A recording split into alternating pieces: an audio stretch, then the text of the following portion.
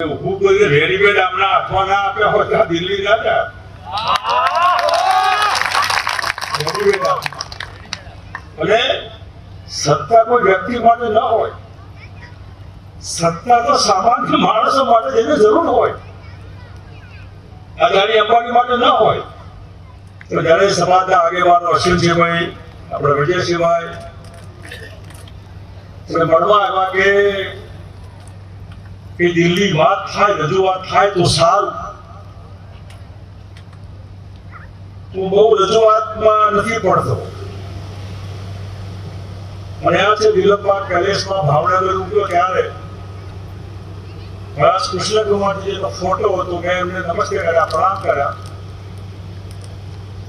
અને એમાંથી મને સરદારની પ્રતિમા નર્મદા કિનારે બહુ ઊંચી, ઘણી મોટી.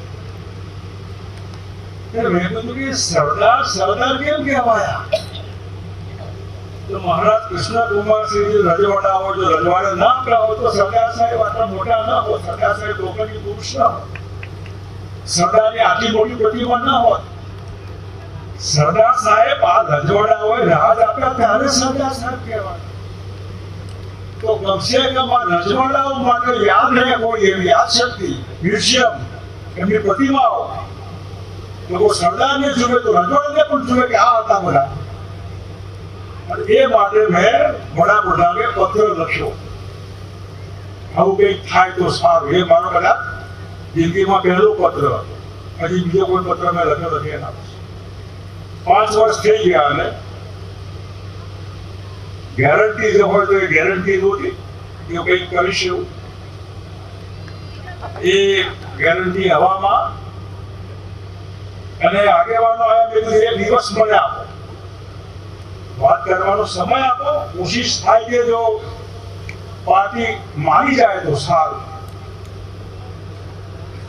આમાં લગભગ રાત્રે 8-9 વાગે મેં પીએમઓમાં ફોન કર્યો, પ્રધાનમંત્રી નિવાસ સ્થાને, કે સાહેબ હોય તો થોડું કામ હતું. બીજા દિવસ સવારે વાત થઈ.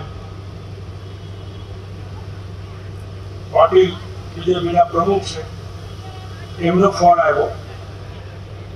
મેં કીધું આ માથા ભારે સમાજ છે, એમને કંઈ જોઈતું નથી, આટલો ફેરફાર કરો. એક ઉમેદવારની ટિકિટ તમારે બદલવાની છે, જેમના લીધે અમારી બહેનોને ખાસ આખા ગુજરાતમાં બહેનોનો જે કરંટ છે, અત્યારે કેસરી સાડીઓ પહેરીને મોટાભાગની આપણી શક્તિ માતાઓ બધા આવ્યા. આપણને લાગે કે એને લાગ્યું છે અને એના માટે અમે કહીએ છીએ કે આ ઉમેદવાર બદલો. નથી બદલતા તો ઉમેદવારનો વાંક નથી, પાર્ટીનો વાંક છે. પાર્ટી વાળા ને પાર્ટીના હાઈકમાન્ડ જેમણે વિનંતી કરી, મેં પોતે કીધું કે બદલો તો સારું વાલે, હું તમારા ભલા માટે કહું છું, હા એ કરી દેવો. આ આખા સમાજને તોડો છે. એને કરતા હોય એમ કર્યા કરો, અમે તમારી વાત માનવાના નથી. અને આમાં બીજેપી કોંગ્રેસ નથી, કોઈ રાત પટેલ ક્ષત્રિય નથી. સમાજના આગેવાનોને આટલી મોટી તાકાત રાજકોટમાં કોઈ કાકડી ચાલો ન થાય, કોઈ અશિષ્ટ નહીં. અને આજે પણ 2 દિવસ તમે કોઈ વડાપ્રધાનને મર્યાદા રાખવાની છે. આપણે તો રાખી, એમને નહીં રાખી. ક્ષત્રિય સમાજની સાડામારી બીજેપીને નથી. થોડું હોત તો ક્યાંક રણજીભાઈએ કીધું એમ ક્ષત્રિય શબ્દ બહુ જ કોઈ ઠેકા. એવા ઠેકાને આ 2 મહાનુભાવો, મહારાણા પ્રતાપ અને છત્રપતિ શિવાજી, એમનો વિચાર કરવો જોઈએ, એમનો અભ્યાસ કરવો જોઈએ. કે આજના રજવાડા ક્યાંક કોક ઠેકાને પગચંપી કરતા હોય, આ સાષ્ટાંગ દંડવત કરતા હોય તો એમના સ્વાર્થ માટે કરતા હોય. એ લોકો હિઝ હાઇનેસ કહેવાના લાયક નથી, એને લાયક નથી.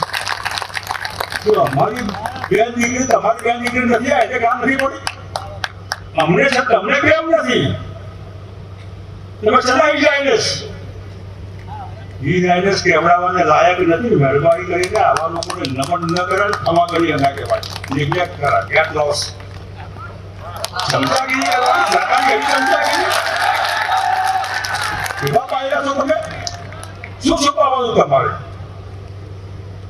આમાંથી ભગવાન બચાવે આ મહારાણા પ્રતાપ એમના ટેકેદારો પણ બહુ સામાન્ય છત્રપતિ શિવાજી ટેકેદારો બહુ સામાન્ય બહુ સામાન્ય આ બંનેની પ્રતિમા મહારાણા પ્રતાપનો રોડ આપણે ગાંધીનગરથી રાજસ્થાન જવાનો જે રસ્તો છે ગાંધીનગરમાં કોઈ વખત આવ્યા હોય તો જીરો સર્કલ ત્યાં મહારાણા પ્રતાપ માર્ગ લખેલો મહારાણા પ્રતાપ માર્ગ એ મુખ્યમંત્રી અને ગવર્નરના બંગલા આગળ થઈને રાજસ્થાન એ સર્કિટ હાઉસના સર્કલ આગળ મહારાણા પ્રતાપની પ્રતિમા એ કદાચ અત્યારે શાહીબાગમાં મૂકેલી છે અંડર બ્રિજ આગળ એ ત્યાં મૂકવાની હતી એ નહીં મુકાય અને છત્રપતિ શિવાજી મહારાજ જેમણે અનેક વખત સુરત લૂંટ્યું રૂપિયાની જરૂર પડે તો સુરત આવતા લોકો સામેથી પૈસા છત્રપતિ શિવાજીની પ્રતિમા એ સુરતમાં આજે પણ બધા કે સુરતીઓ નારાજ થાય સારા ન થાય એ પણ બહુ સરસ મજાની પ્રતિમા એમના રસ્તે આપણે ચાલવાનું એક આ બંનેના સરદારો મુસલમાન હતા આપણે મુસ્લિમ વિરોધી નથી મહારાણા પ્રતાપના પણ મુસલમાન હતા છત્રપતિ શિવાજી અફઝલ ખાનને મળવા જવાના હતા ત્યારે શિવાજીને વાઘનખ આપવા વાળો મુસલમાન હતો એમનો બોડીગાર્ડ મહારાજ વાઘનખ રાખો બાકી તમને મારી નાખશે અને બહુ ટેક વાળા મહારાણા પ્રતાપે પણ જો સાષ્ટાંગ દંડવત કર્યા હોત તો અકબરનો સામનો કરવાની જરૂર નહોતી ડુંગરા ઉપર રહેવાની જરૂર નહોતી ઘાસનો રોટલો ખાવાની જરૂર નહોતી પથ્થરનો ઓછીમું કરવાની જરૂર નહોતી પોતાના બાળકના હાથમાંથી બિલાડો ઘાસનો રોટલો છીનવી જાય અને મા બાપની આંખમાં આંસુ આવી જાય આની જરૂર નહોતી આ ક્ષાત્ર આ ટેક આ જોઈએ છત્રપતિ શિવાજી આખું અત્યાર સુધીનું એમાં સામાન્ય માણસો બધા જે મોટા ભાગે હિન્દુ હૃદય સમ્રાટ હા ના બધું જ છે પણ સપોર્ટ જે એમનો હતો નેક્સ્ટ એમના પછીનો માણસ એ મુસલમાન અને એટલે આજે ક્ષત્રિયોને કોઈ એક સમાજ એનો વિરોધ ન હોઈ શકે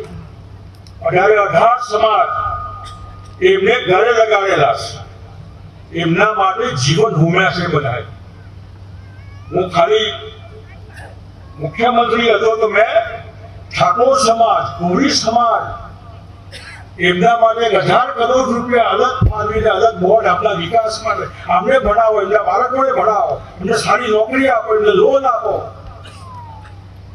આ અપેક્ષા હોય અને એને કીધું વિધવા બહેનોના પેન્શન એ તો આજે હું તો મહિને 15,000 આપું એમ કોના માટે સરકાર એટલે સાતમી તો આવશે જવાબદારી બધાએ નક્કી કર્યું કે શું કરવું એ પણ જો આટલું મોટું અભિમાન આટલો મોટો સમાજ જે સમાજ ગુજરાતના બધા તાલુકાઓમાં છેક સુધી જે સમાજને દલિત સમાજ આદિવાસી સમાજ બધા કોઈ સમાજ એવો ન હોય દરેકને લાગણી છે કે આવું તો ન કહેવાય અમારી બેન દીકરી હોય કે કોઈ પણ સમાજના બેન દીકરી હોય એના માટે આવું હલકું ન બોલાય એની સહાનુભૂતિ છે આપણા માટે અને સહાનુભૂતિ વ્યક્ત કરવા માટે ખુલ્લેઆમ જાહેરમાં સમાજને સમર્થન કરે છે, હવે તમારી સાથે છે. હવે એ આવડો મોટો સમાજ એની પણ ન પડી હોય તો સત્તાનો કેફ, સત્તાનો નશો, સત્તાની તુમાકી, તમે કલ્પના કરો. એ સત્તામાં જેમ અર્જુનભાઈએ કીધું કે હર્ષિભાઈ ગોહિલ રાજકોટ મ્યુનિસિપાલિટીના પ્રમુખ હતા, આખી જિંદગી જનસંઘ માટે, આખી જિંદગી એ ઘરમાં આખું ખતમ. પરિવારને બે છેડા ભેગા કેમ થાય મહિનાના એનો પ્રશ્ન હોય. બાકી આમાં તો કેટલાય અમે ઊભું કરીને રેડીમેડ આમના હાથમાં ના આપ્યા હોય ત્યાં દિલ્હી ના જાય.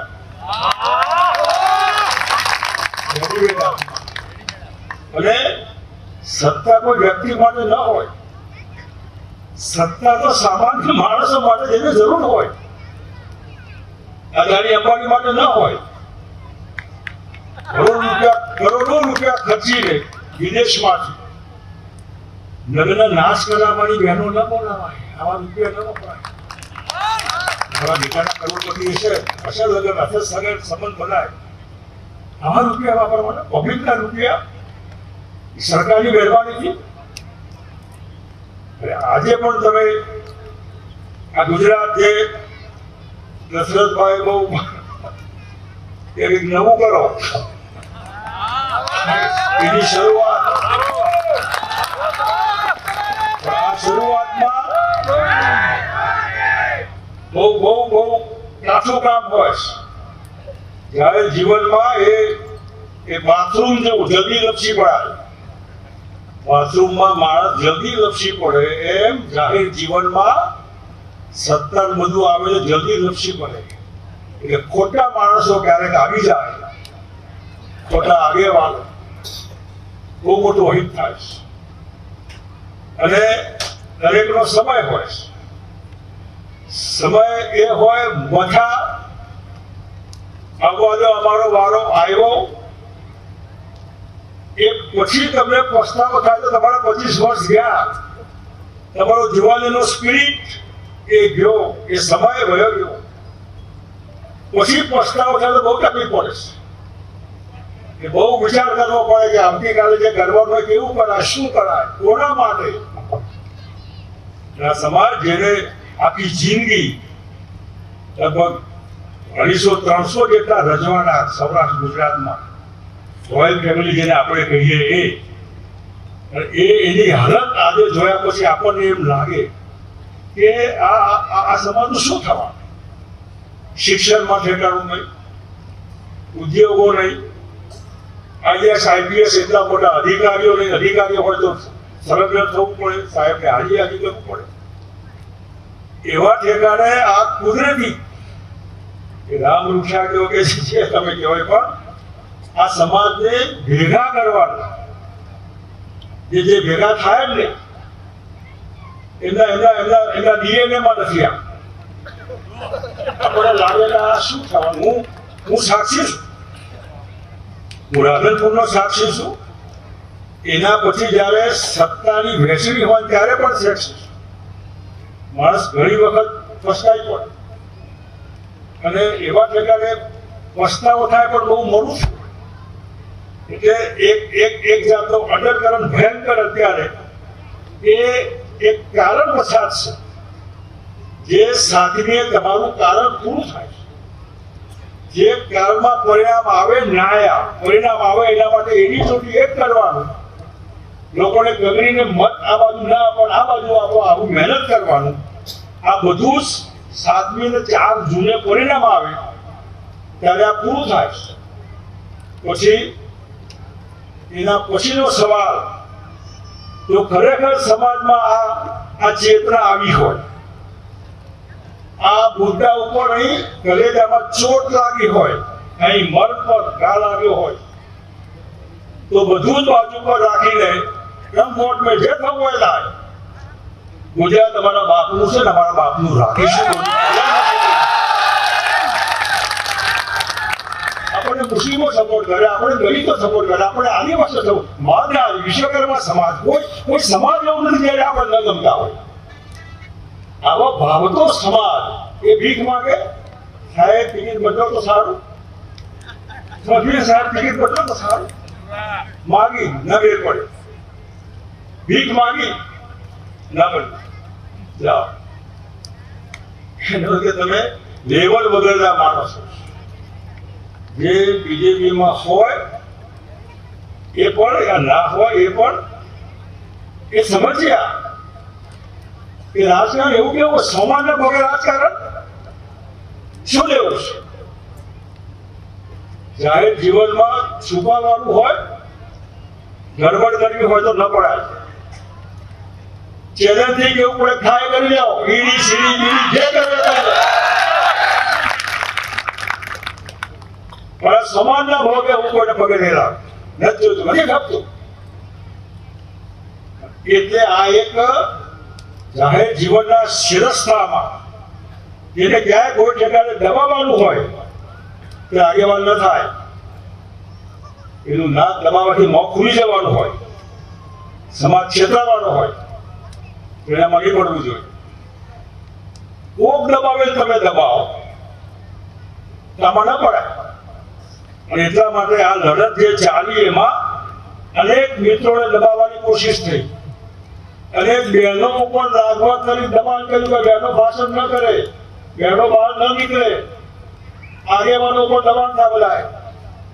પણ બધા સમાજના સમાન સાથે કે અમારાથી નહીં થાય, અમારે આમાં કોમ્પ્રોમાઇઝ નહીં થાય, આવી સોદાબાજી અમારાથી નહીં થાય, અમને ભાજપ નહીં જોઈએ, નહીં જોઈએ, નહીં જોઈએ, આવું રાજકારણ નથી કરવું. રાજકારણ તો લોહીમાં છે આપણે. રાજકારણમાં ક્યાં તકલીફ છે આપણે?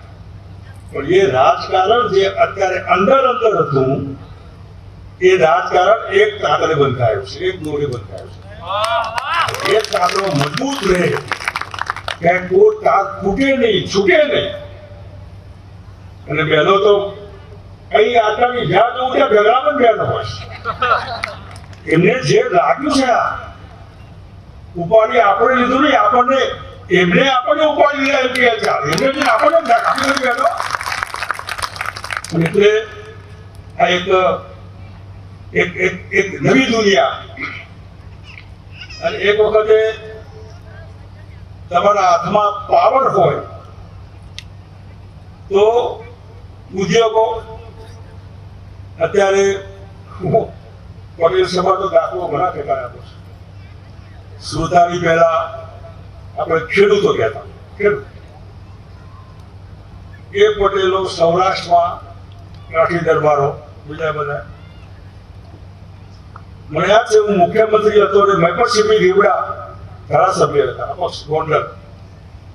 મને કે મારે ક્ષત્રિયોનું સંમેલન કરવું, ન થાય, હું ન કરાય.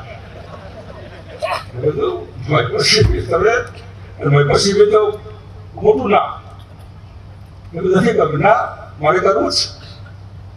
સૌરાષ્ટ્રમાં બહુ મોટું સંમેલન ક્ષત્રિય સમાજ. અને એ વખતે મેં કીધું કે ક્યાંય કોઈ ગડબડ નહીં થવી જોઈએ. સમાજનો હું આભાર માનું છું, આજે આભાર માનું છું કે હું રહ્યો ત્યાં સુધી ક્યાંય કોઈની ફરિયાદ નહીં, કમી ખાવાનું.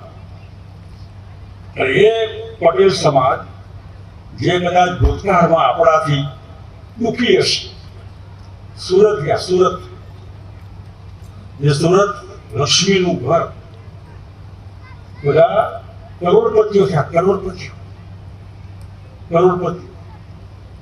અને કરોડપતિ સમાજ એ આજે હમણાં સરદાર ધામ અમદાવાદમાં યુપીએસસીમાં 8 છોકરાઓ આઈએસ, 8 એમના છોકરાઓ આઈએસ. તમે સમજતા હશો યુપીએસસી, આઈએસ, જીપીએસસી બધું શું હોય. એ આઈએસ થયા, જેના હાથમાં બધો કંટ્રોલ હોય, કલેક્ટર. એ સમાજ વધુ પડતું મૂકીને યુપીએસસી કરોડપતિઓ છે તો પણ નહીં, હવે બહુ થઈ ગયું, વહીવટમાં જવું છે. 8 છોકરા અહીં યુપીએસસી ક્યાં કે જીપીએસસી ક્યાં કે બહારનું સાયન્સ કે એન્જિનિયરિંગ કે ફાર્મસી કે એના પ્રોબ્લેમ્સ કેટલાક લોકો 2%, 5%. એ દિશામાં સમાજે હરીફાઈ કરવાની છે તો કરવાની નહીં, પેન નહીં, કોમ્પ્યુટર નહીં. અને એ હરીફાઈ શિક્ષણમાં ભગવાને ખૂબ બુદ્ધિ આપી છે, ખૂબ મહેરબાની આપણા બધી રીતે. બુદ્ધિશાળી સમાજ જો સેકન્ડ સિટીઝન થઈ જાય એટલે કોઈની મહેરબાની ઉપર જીવતો થઈ જાય એ સમાજ નહીં જોઈએ. આપણે એવા આગેવાનો બની જોઈએ ચમચાગીરી વાત. અને એટલે 7મી મે 4 જૂન લક્ષ્ય લઈને 7મીએ અહીં પતે તો જ્યાં સંબંધ હોય ત્યાં દિલ્હી હોય, મધ્યપ્રદેશ, યુપી, ઉત્તરાખંડ, જ્યાં હોય હિમાચલ પ્રદેશ વગેરે વગેરે ત્યાં સમાચાર મોકલીએ. પણ આ વખતે બીજેપી નહીં. એવું એક પાકું થાય તો 7મી જૂન 4થી જૂન પછી જે પરિણામો આવે એના પછી જે પરિણામ આવ્યા તમારું આ ટૂંકું લક્ષ્ય નથી. એક માત્ર 4 તારીખ રિઝલ્ટ જે આવે કે 7મીએ મતદાન થાય જે પરિણામ આવ્યા મહેનત પૂરી કરવા એની ચોટી લગાવી દે તન મન ધનથી પરિણામ જે આવે પણ ઇતિશ્રી નથી. આ તમારી મહેનતનો આ પ્રિલિમ પરીક્ષા છે, આ પ્રિલિમિનરી પરીક્ષા છે. એન્યુઅલ 2026-27માં એ વાર્ષિક પરીક્ષામાં આપણી સરકાર હોય, આપણી સરકાર હોય, મારી સરકાર હોય, એમાં વળી એનો વટવટ કરીને હવે આ તપસ્યા કરી એનું પરિણામ છે. તો એ લક્ષ્ય સાથે આગામી દિવસોમાં આવનાર ચેલેન્જમાં કોઈ દબાય નહીં, કોઈના ભાવ આવે તો વેચાય નહીં.